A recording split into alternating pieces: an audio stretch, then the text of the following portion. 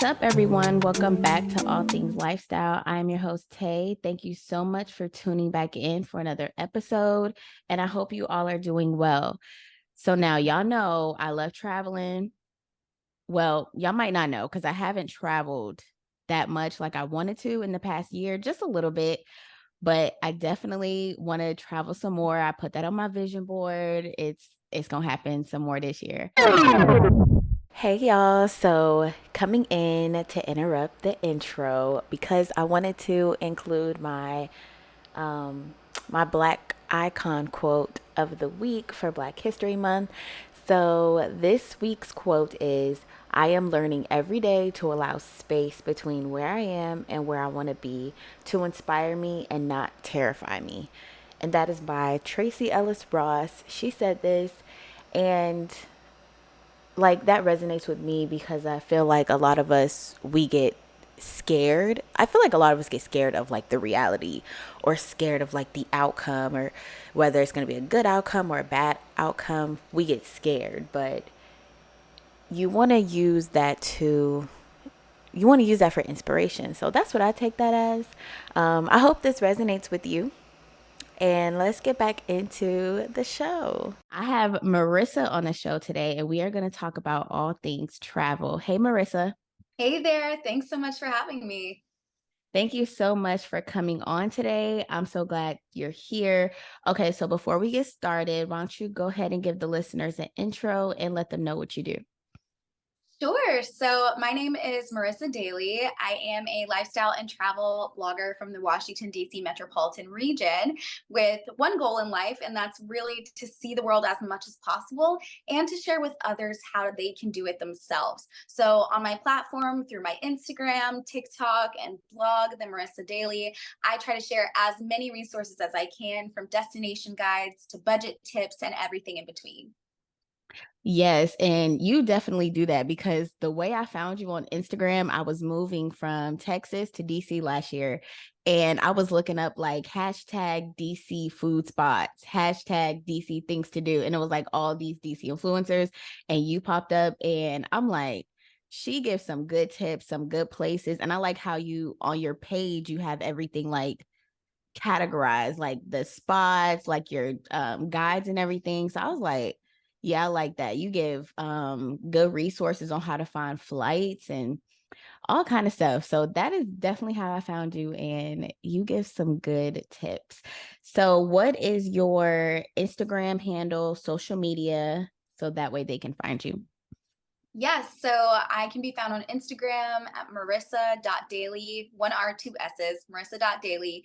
And then on TikTok, Marissa Daily underscore. And then my blog is themarissadaily.com. Those are my three main platforms. For y'all listening, I'm going to have her links and handles, everything in the show notes. So open the show notes or description box. Her link is right there, so you could go straight to her page. So to get this episode started off, I'm going to ask you some rapid fire questions. So first question, would you rather read a book or watch a movie? Watch a movie. Would you prefer the beach or the mountains? That's a hard one. I have to say the beach. The beach, I agree. Coffee or tea? Coffee. Coffee. What's a word or phrase that you feel is overhyped or like you're tired of hearing? Like what comes to mind? Oh, toxic. I feel like that's so Toxic. I overused right now. agree. I agree. I'm so tired of hearing the word toxic. Everything is toxic. I'm So so tired of hearing. overused. I can definitely agree with that one. Okay, last one. What's an object that you lose the most? My chapstick. Same. I'm literally looking over at my nightstand right now. I have like three sitting there Yeah, because you gotta have them. I can One take one for with the car. me. I can take one with me, have it in my purse, my car, my tote for work. And I'm like, one of them always comes up missing. Like Yes, you it's gotta have a bunch on hand. yes. Oh my God, that's crazy. Okay, so y'all know I love to do affirmations each week. I feel like affirmations, it sets a good tone for the week or the weekend. It can lift someone's spirits if they're listening, to motivate them. And yeah, it can motivate them to do some affirmations. So I'll go ahead and start off. My affirmation this week is I will have a relaxing weekend. Oh, I love that. And and again, with affirmations, you gotta believe it yourself for it to actually come into play. And yeah, like it's something simple you can say, but as long as you believe it, I feel like it'll happen. So what is your affirmation this week, girl? My affirmation is I am an opportunity magnet. Opportunities are naturally attracted to me. And I love this one because it just kind of reinforces the idea that you put in the work, but the opportunities will come. And truly believing that they will come, I've seen it for myself. It really does make a difference. I agree. That's good, especially with how everyone's like an entrepreneur now. And it's good to Mhm. have those affirmations and to believe it because entrepreneurship is so like risky. I'm personally not an entrepreneur, but I've heard people in entrepreneurship said it's like it can be up and down. 100%. And it's like, if you don't believe that you can get these opportunities or these opportunities will come to you, then why should anybody else believe in your vision either? Exactly. I agree. Yeah, Mhm. it's kind of like if you don't feel confident in what you're putting out, how is anybody gonna feel, confident enough to get the thing that you're promoting or go Exactly. where you're telling them, you know what I'm saying? So it's like it's definitely confidence too in there too. Exactly. Okay, next the products. So what is your product of the week? Yes. So there is this Black owned brand that makes travel products. It's called Cincha Travel, Cincha. And they recently dropped this travel belt bag. It is super cute. You slide it over your trolley handle, like when you have a carry on, and you use the straps to keep your personal items secured to your bag. And then it's a little mini bag so you can put in like all your travel documents, your passport, and they're easily available. And then when you're not using the bag, like for your trolley or whatever, you can Mhm. wear it as a fanny pack. So it is so cute and I absolutely love it. One of my favorite things right now. Okay, so you say you can attach it to your waist and your suitcase.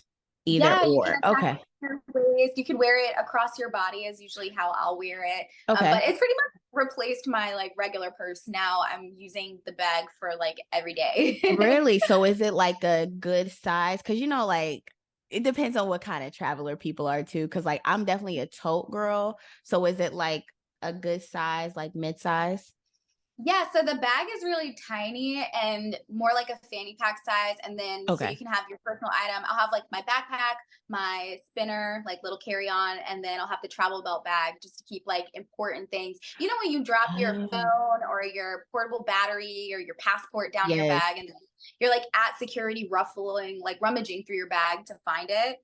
It really helps. Yeah, so it's like, yeah, your passport, your ID, your phone, it's like right there. That's good. Okay, yeah. So you have your book bag and then the Cincha. It's called Cincha travel belt bag. Yep, that's exactly Okay. right. Okay, so I'm gonna get a link to that and I'm gonna leave that in the show notes too, because yeah, that Perfect. could definitely help because I have my tote and like literally what you just said, going through security, you put your ID in there and your boarding pass, or even if it's on your phone, you're like, oh, I gotta take it out. I gotta go to TSA pre-check, or you know what I'm saying? So it's like Mhm. the bell bag would be ideal because it's small. Yeah, it's really nice too because a lot of the airlines, I think it's actually a federal like law that you can only bring in like two bags at a time. So since you have the small travel belt bag, you can just Mm-hmm. tuck the travel belt into your tote and then take it on the airplane Yep. altogether. That's a good idea. That's definitely a good tip. And this is for like you use this for when you travel by plane, train, both too. Like Okay. anytime I have luggage and I'm trying to move it around, because I'll Mhm. always put my backpack on top of my carry on and then it'll fall over or fall off the top of the luggage while I'm rolling Mhm. it. So it's nice to have the bag because then I can secure the luggage to the actual, or secure my backpack to my actual luggage and it keeps it from falling off. Oh yeah, that's perfect. Yes, we love that. Okay, so we are going to talk a little bit more about traveling. So what does your travel routine look like? Yes. So before I leave for a trip, I sometimes feel like the pre-trip routine is more like taxing than everything else because you just want to make sure everything's done. Yes. So I always go make sure I pack everything. I have a packing list that I wrote up just of the things that I want to bring so that I don't have to like Yes. lose anything or forget anything. I go exchange currency if I need to. I get my nails done, like probably my toes done. I've Hmm. recently did a switch to press on so that I don't have to pay for the salon. So I'll Yes. press on nails before I go. Pretty much do everything. Clean my house. That's a big one. Coming home to a Coming nice home clean to a house. clean house is like the most feel good thing ever. Yes, especially if you've been gone for a while and then you come home and it's just your space and your Yes. bed, it's all clean. So it's like all these adulting type tasks that you do before you leave. Yes. And a lot of that prep work. But I feel like if you do take your time and do all of that, it really does make everything feel more seamless and more put together. Hmm. And then, obviously on the morning of, I'll wake up. I try to get to the airport at least an hour and a half early because I have TSA pre-check and clear. Okay. Um, Unless I'm in a foreign I was country. gonna ask that too. Like, what's a good time do you feel like you should get to the airport? Cause I feel like Yeah. I'm good, but it's like it's always those days where I'm like rushing. There's so many factors that go into it. If you have clear and TSA pre-check, you could probably show up a little bit later, so maybe like an Hmm. hour and a half. Sometimes I try not to check bags as much as possible. So if I'm not checking a bag and then I have my TSA pre-check and my clear, I will sometimes push it to like hour 15 Hmm. or so, not before takeoff, but before boarding. Before boarding. Um, Yep. yes, I try to base it on the boarding time, not the Me takeoff too. time. That's that when I first started traveling, like when I started traveling a lot right after I graduated high school, I started doing it for the takeoff time. And I think it was my mom that told me, she was like, Tay, you should start from the boarding time just to give yourself that window. Cause it's like what, 5 or 10 minutes to where before takeoff you can't even get on the plane. And Yes, it's it's really 15 tricky. minutes. 15 minutes before takeoff, they close the doors and there's nobody getting in Got on you. the Yeah. plane. So it's like definitely that's one So, thing I have learned with traveling, that boarding time. yes. I agree. So, but then when it comes to like traveling abroad, because I do have global entry, Hmm. but as far as like, that only works and is valid in the United States. So when I'm abroad, if I'm leaving a country, I get to the airport like 3 or 4 hours ahead just because I don't want to be surprised by anything. Yes, especially because you really leave in another country, you don't even know like what kind of things that they have going on in those airports too. Because I feel like it's different when you get into the country versus leaving. Yeah, getting in is oftentimes the most simplest. It's like you Simple, get yep. there and you start to think like, okay, I'm gonna get ready for this like long drawn out thing I have to do, and then you get there and it's like, wow, like they just pretty Yes. much let me And, through. and that's how it was a couple times I've traveled internationally. I'm like, oh, you just get your passport. It's like a small paper you fill out. And Hmm. that's all I've really had to do. But yeah, leaving it's like you gotta do this. It's a lot. Right. It's a lot more when you're leaving than coming So in. much. And then trying to figure out like some airports have like where you do US customs actually in the country. So when I left Yes. Aruba, I had to go through US customs in Aruba before I left. Yep. And then yes, like you had to go through Aruban and US customs in the Aruban airport before you got to, I think New Jersey is where I connected into Washington DC. So Oh, it's okay. like just not wanting to be surprised by anything. 3 or 4 hours if Three or you're in four another country. hours. But in the US, I've kind of gotten to this comfortable point where I can be Yeah. team carry on and get there like an hour 15 before boarding. Yeah, for sure. And that is what I'm trying to get into as well. Trying to be team carry on. I definitely can be team carry on in the summer because little outfits, bathing suits, 2, 3 pair of sandals. But it's just the winter time because you want to bring coats and sweaters and it's just bulky. So I'm Yes, like, for sure. And then like boots or gloves or scarves. Definitely. I yeah, will say I'm not the master at wintertime carry on packing. I will do carry on for like summer, but winter summer. is like, I'll check it. Yeah, exactly. Cause it's like, and you don't want to like not have that puffy coat that, to keep you warm. And Mhm. it's like, yeah, I said that I'm gonna try to get the wintertime carry on thing down if I'm going somewhere for like a weekend or a week or something, but it's hard. Yes, I'm actually going to New Hampshire in a month or Ooh. so, and I'm really going to challenge myself to do a carry on. Oh It's just a couple yeah. days, so hopefully I can just carry on. I'm flying, but it's literally a couple days, so I'm going to do my Right. Yeah. So yeah, I want to see how that goes. Yeah, because New best. Hampshire, yeah, New England is cold up there. Whew. Mhm. And now I know you mentioned a packing list. I have a packing list too. So do you feel like having a packing list, it just makes things so much easier when you get ready to go on a trip? Oh, for sure. I usually just will pack everything first. I won't really pull out the list yet. I'll just pack everything to the best of my ability. And Mhm. then I'll pull out the list afterwards and I'll go through like, did I pack this? Did I pack this? Did I pack this? Which Okay. really helps. Because there is that rare moment where it's just like something on there that you forget. And so it's just nice to keep you accountable and make sure you don't have to go buy anything in your new country or Yeah. destination. Yeah, I developed my packing list like probably like it's been some years because it's been like pretty much a long running list in my notes on my phone, and I'll just like add to it a little bit. But yeah, the packing list is it's a game changer. It really is. It just keeps you so organized. Even I have the packing list, I feel like I might forget one thing, but it definitely helps you from forgetting multiple things. Absolutely. Major key. Yes. Okay, so what pushed you to become a full-time travel blogger? Like what was the point you felt comfortable to be like, this is what I want to do full time? Yeah, so I had just graduated from my master's program and entered the workforce in 2020, I believe that Okay. was. So obviously the year everything was crazy, but Yep. the year the world stopped. So I had entered the workforce in tourism. I was working as a destination marketer for a county tourism board and Okay. doing advertising and things like that. So I've always had this spirit of just creating content, writing articles, doing social media. It was what I was doing professionally and personally on the backside.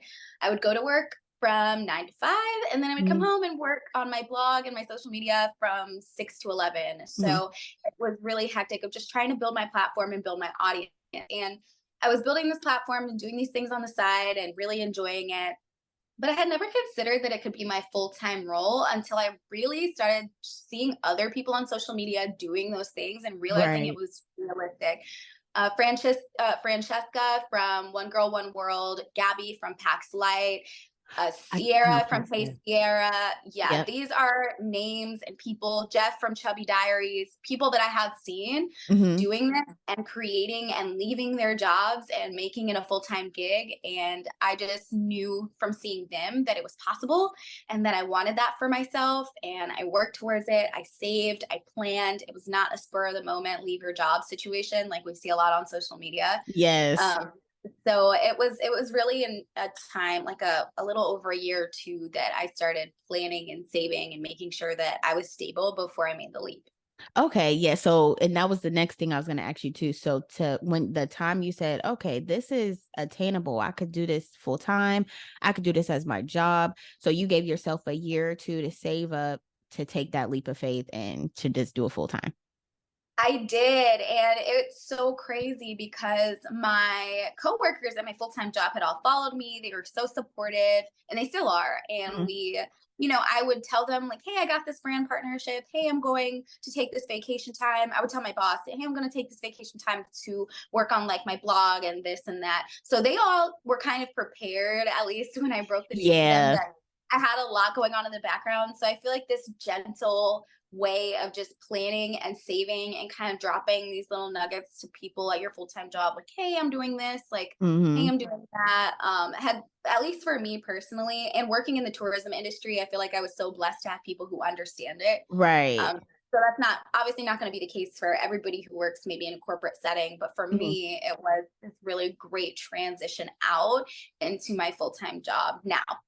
Yeah, that's good. And that's good that you gave like your coworkers and your management, like, okay, this is what I'm doing. That way they're not surprised by it because I feel like you said, a lot of this culture in social media, it's telling people, oh, quit your job. People quit their job tomorrow. And it's like, what now? Oh my Because goodness. as people, we still have to live. We still have to pay the things that we have to pay for, bills. It's real. So I wish social media would get out of that. Like, quit your job tomorrow, quit your job next week, quit your job next month. It's like we got to plan and we got to save.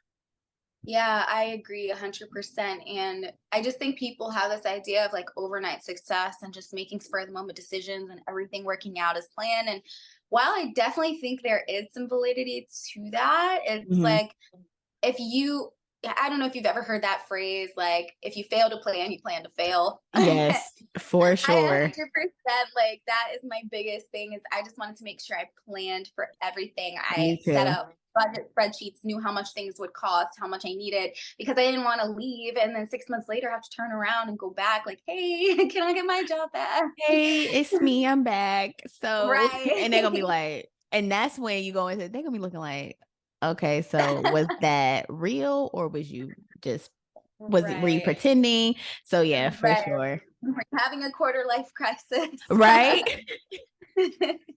No, for real. Okay, so how old were you when you first start traveling? Like, and what started your love for traveling? Yeah, I was actually very young. I am very fortunate to have had a family and parents who were able to afford and did emphasize like traveling and visit new Mm-hmm. places. We did a lot of cruising when I was younger and Ooh. things of that nature, family road trips, things like that. So I was always familiar with the idea of travel, but I don't think it was until my junior year of college I did a winter study abroad to Cuba to Oh. study salsa dancing and their spirituality and how the two intertwine and how that really shapes their culture. And I went for 10 days and it changed my entire perspective on travel and my entire life. And that's when the travel bug really, really bit me is Bit like, me. Mm-hmm. this is amazing. Like, I want to do this more often. I didn't have the idea yet, the seed wasn't sown yet to do it full time, Right. but it was something I always had in my mind after that. Okay. Yeah, for sure. And how was Cuba? Because I I definitely want to go love there. Yes, so it's interesting. I didn't actually go to Havana, which Okay. is like the most popular place, as you know, like the people go. Yep. I got to do something a little more local and visit Holguin, Santiago de Cuba, and Oh. Baracoa. And like those cities are like where the locals are. So it's not the same vibe as you would get as you go to Havana. Like it was Mm. very much down to earth, the raw and the real. I saw Yeah. how the locals actually live. I got to talk to them. I got to dance with some of the dance groups that are from like those cities more outside of that touristy area, which was very unique. Nice. And so I think just getting to connect with the culture in a way that wasn't commercialized Right. um, really changed my perspective on what it actually meant to travel. Yeah. Okay. And then when you did that trip, your junior year of college, and was that what made you go into like the tourism industry with your corporate job? It's funny because I have this idea that just everything in my path kind of aligned in a way that I ended up where I ended up because at that point I didn't even know tourism was an industry that I could work in full time Oh, as a okay. marketer. I had no idea. So Yep. I had actually gotten my undergraduate degree in marketing and I planned to do like entertainment marketing or radio or something. That was like my goal. I Mhm. did an internship at a radio station, decided it wasn't for me, and then I was like, maybe I can go into like government contracting. And that's where like the money is, at least here in the DC area. Right. So these were all my ideas. And then when I got into grad school, I found this internship for Visit Fairfax is the name of the brand. And I was like, I don't know what this is, but I really need an internship for credit. So I'm just going to put my application in. And I liked their website. I thought it was a lot of fun. The content was cool. It was about, the area, Visit Fairfax, Fairfax County, Okay. Virginia. Yep. Um, and so yeah, it was really just like a serendipity. Like I just put in my application for this internship trying to like find something for my master's degree credit and then ended Yeah. up working in tourism and loved it and then started my travel blog. It's like it's crazy how It everything just just kind all of aligned. happened. And yeah, and Yeah. it's all attached. That's cool. Hmm. That is cool. Okay, so for some resources, what are some good websites that you recommend to get like best deals for flights and hotels for people out there wondering? I love this question. So there is a brand, it was previously called Scott's Cheap Flights, but about 2 or 3 weeks ago, they rebranded to Going.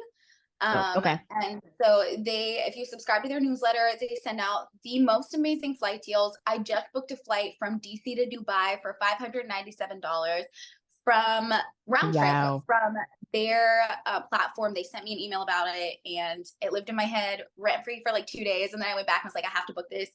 And I also got a round trip flight to Iceland for $400, which I paid for in points. That also came from that platform. So The, they are amazing. these are round trip tickets Yes, there and back for round trip from 500. DC. Yes, and I actually flew to Greece for $560 round trip from DC, thanks to also the same platform. So I feel like I could talk about them all day. Yeah, and it's called Going Going. Yes, it's Going previously flight. with Scott's Cheap Flight, so I'm sure if anybody searched Scott's, it would probably still come up, because Okay. they literally just made the rebrand, but they are absolutely amazing, and I totally recommend. I also enjoy booking through Expedia. You just have to be kind of Expedia. very set on your travel plans before you do third-party bookings, because it can be very hard to get those changed. So I Yeah. always caution people if they do Expedia or like Priceline. I like third parties, but you cannot really have any second thoughts or doubts about what you're going to do, like about those travel plans. I definitely learned that too with I used to get on what's it called, cheap tickets.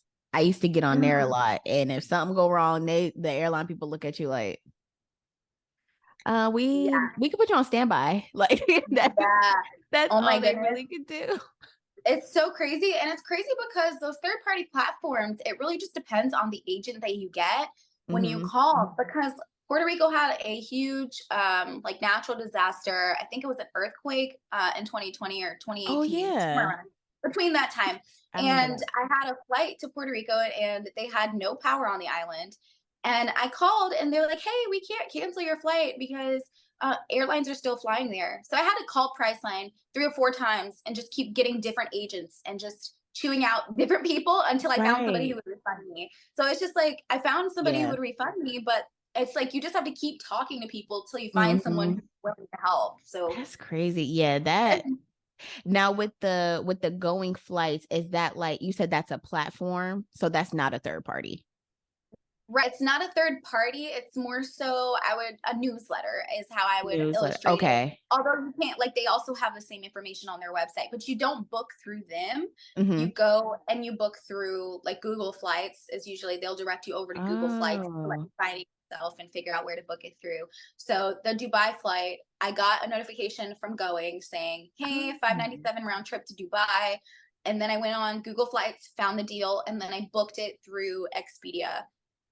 Okay. Or you could book it directly through the airline sometimes. It just depends. It But depends. yeah, Yeah. they just tell you. They just monitor and then they tell you this is what's going on. Oh, okay. So yeah, so it's like a notification. Now, is this an app and you just subscribe to the newsletter, or is it like a website that you go It's on? a desktop website. Desktop website. Okay, so it's a desktop website. Yeah, and you just sign up, put your email in, and they just send you deals in the email. Yes.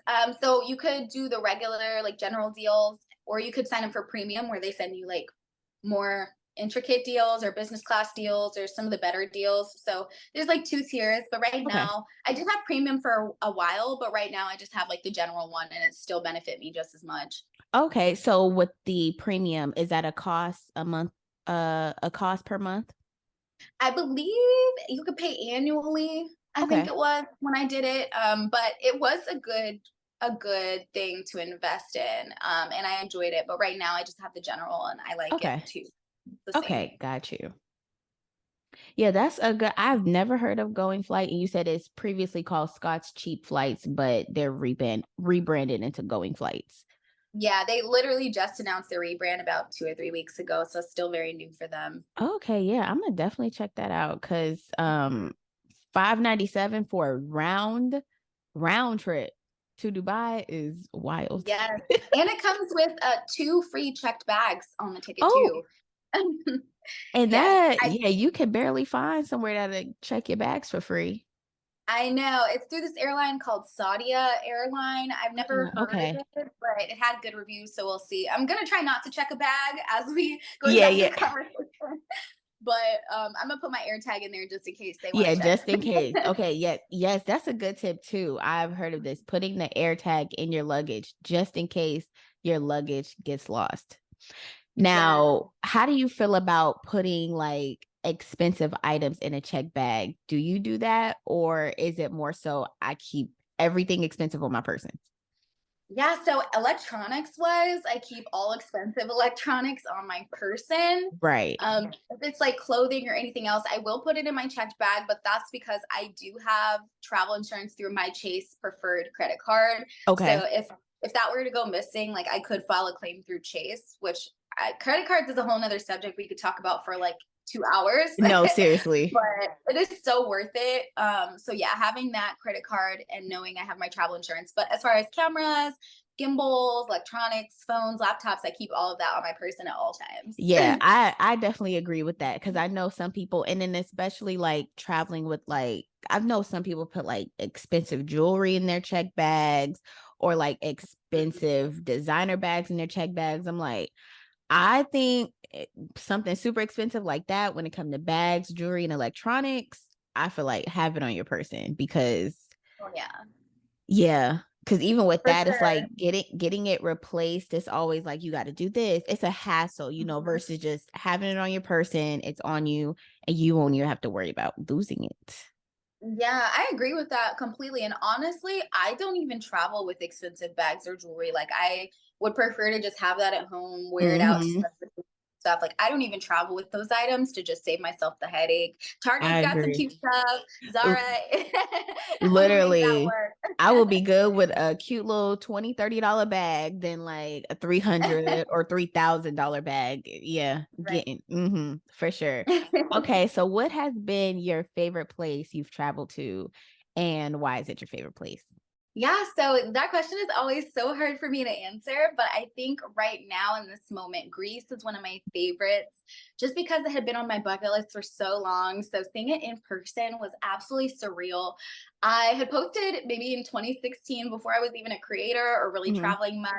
This like photo I pulled off of Pinterest on Instagram, and I was like, take me to Santorini. And I had like a whole discussion in the comments how I wanted to go there one day. Yep. And so to get to see that in person last October was like it felt like a dream. It didn't even feel real. So that feeling of just like a dream coming true, I have Hmm. to like latch onto that and say it's one of my favorites. Yes, and I've always seen that's what attracted me to Greece originally when I seen photos of Santorini and then I started seeing photos of Athens. I'm like, okay, Greece is next on my international travel list because it looks so nice. Yeah, it's gorgeous. And then to see like the Acropolis and the Parthenon and just see things you saw in the history books In all the your life. history books, yes. Yeah, it's like I mean, you're gonna enjoy it. You're gonna love it. That's cool. And how is the food?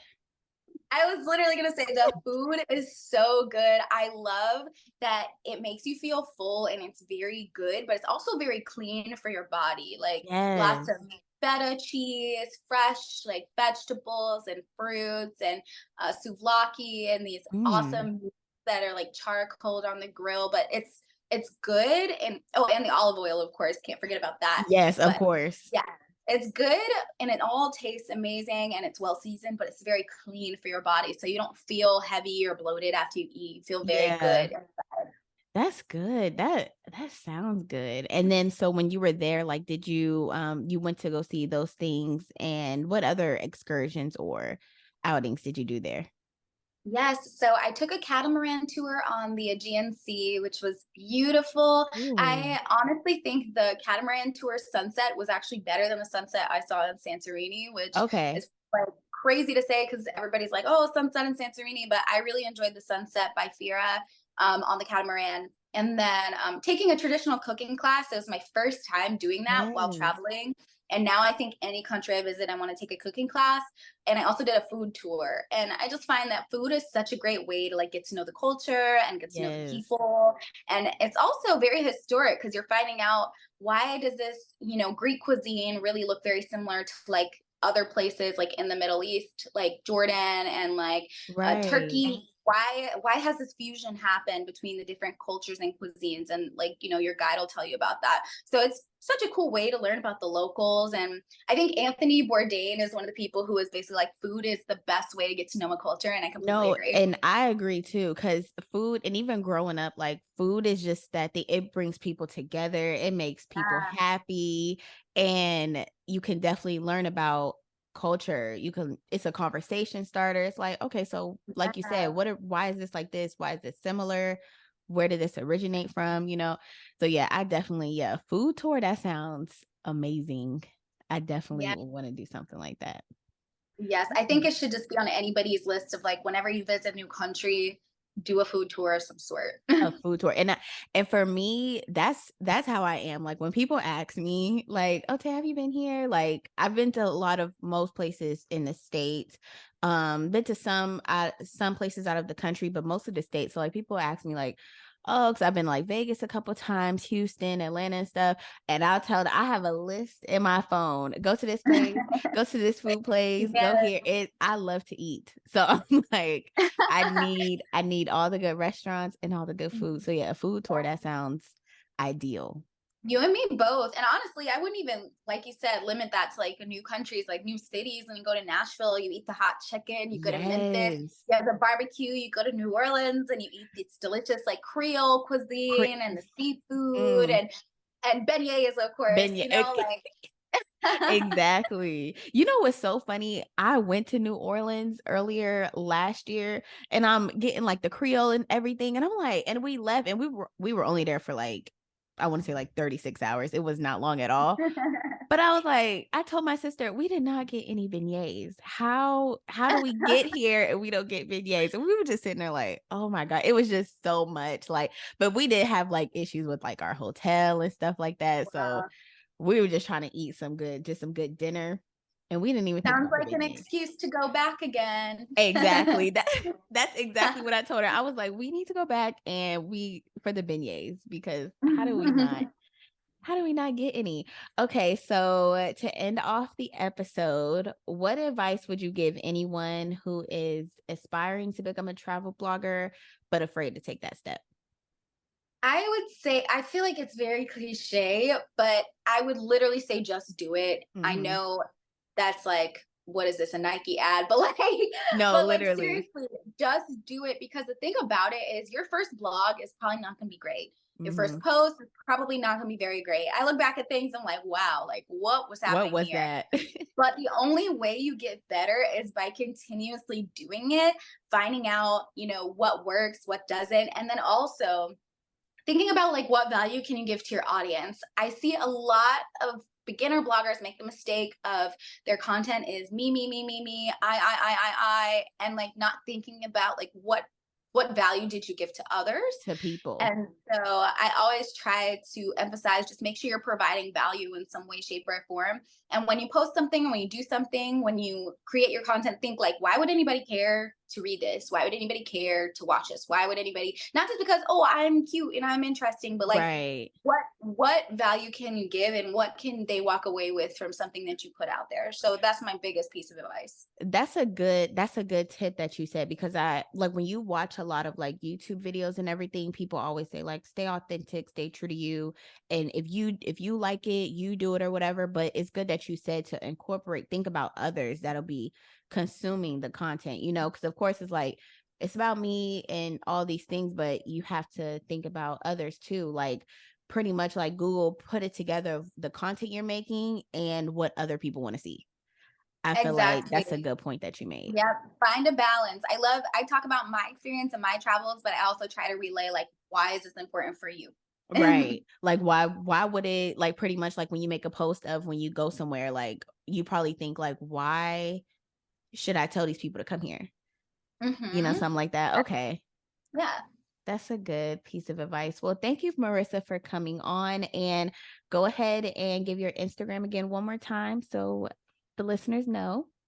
Yes. So you all can find me at Marissa Daily, Marissa.daily on Instagram, one R, two S's, and Marissa Daily underscore on TikTok. And the MarissaDaily.com is where you can find me on my blog. Thank you so much for having me.